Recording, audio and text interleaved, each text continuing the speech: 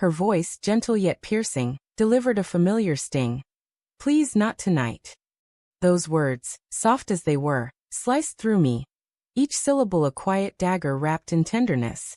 Too many times, her refusals had shifted from weary excuses to a deeper rejection. Not just of my touch, but of the man I was, the one she'd once vowed to hold dear.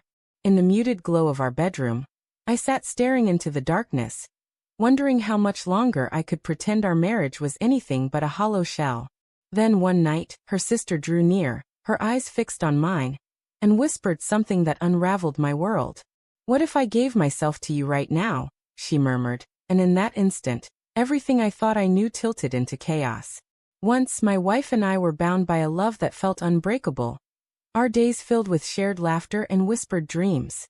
We roamed unfamiliar streets hand in hand, painting our future in vivid colors. But time dulled that spark, and tiny cracks widened into unbridgeable divides. Our conversations faded, our laughter died, and soon even the smallest gestures of warmth vanished. Our home became a silent wasteland, punctuated only by her recurring dismissals. "Not tonight." Each refusal carved a fresh wound, a reminder that the woman I'd sworn to build a life with was slipping away. I told myself it was just stress, the burdens of life weighing her down. But a quiet dread whispered that she'd emotionally abandoned me. Or worse, found comfort elsewhere. Those fears haunted my sleepless nights, leaving me caught in a web of doubt and unanswered questions. When her sister came to stay with us, it seemed harmless at first. A family emergency had brought her into our home, and I hoped her presence might lighten the oppressive quiet. In some ways it did. She filled the voids my wife left empty, noticed the things my wife ignored, and asked about my life when my wife no longer seemed to care. I didn't recognize the risk in those small acts of kindness until one night changed everything. After another soft rejection, I sat alone, feeling like a ghost in my own house, when her sister sat beside me. For the first time in months, someone looked at me as though I mattered. "You deserve more than this," she said quietly, her words cutting deep because I knew, in my heart, she was right, even if I hated to admit it. Then she leaned closer, her voice a dangerous whisper. "What if I gave myself to you right now?"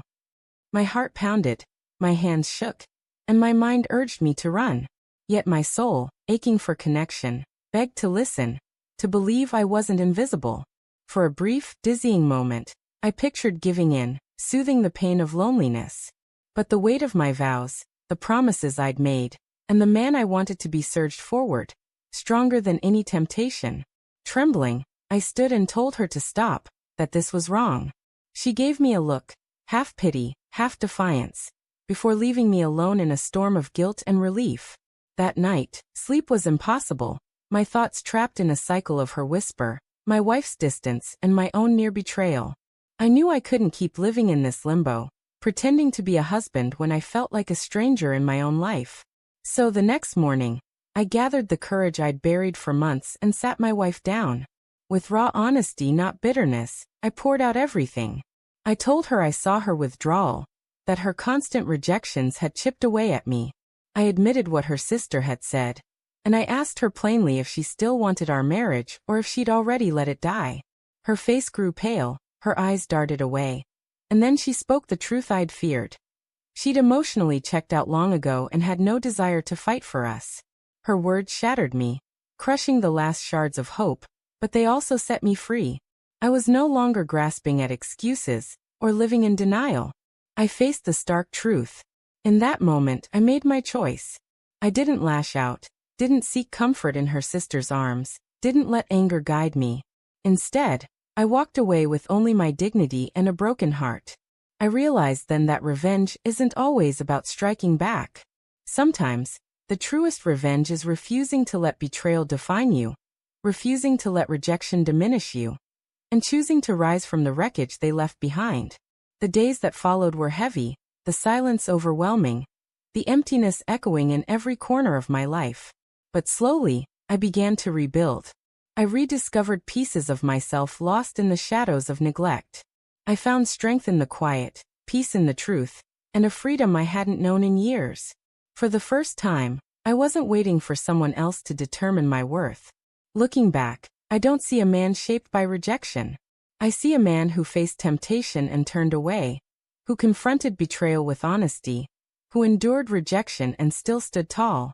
That choice became the foundation of the life I now live. One rooted in truth and self-respect, not lies or fleeting temptations. The greatest lesson I've carried forward is this. Those who are supposed to love you most can sometimes hurt you the deepest. But their actions don't have to define your worth. Rejection doesn't have to lead to ruin. You always have the power to rise, to rebuild, to reclaim your dignity. And that, more than any whispered temptation in the dark, is the essence of true strength. Perhaps that's the purest form of revenge. To live well, to stand firm, to choose yourself when others fail to choose you.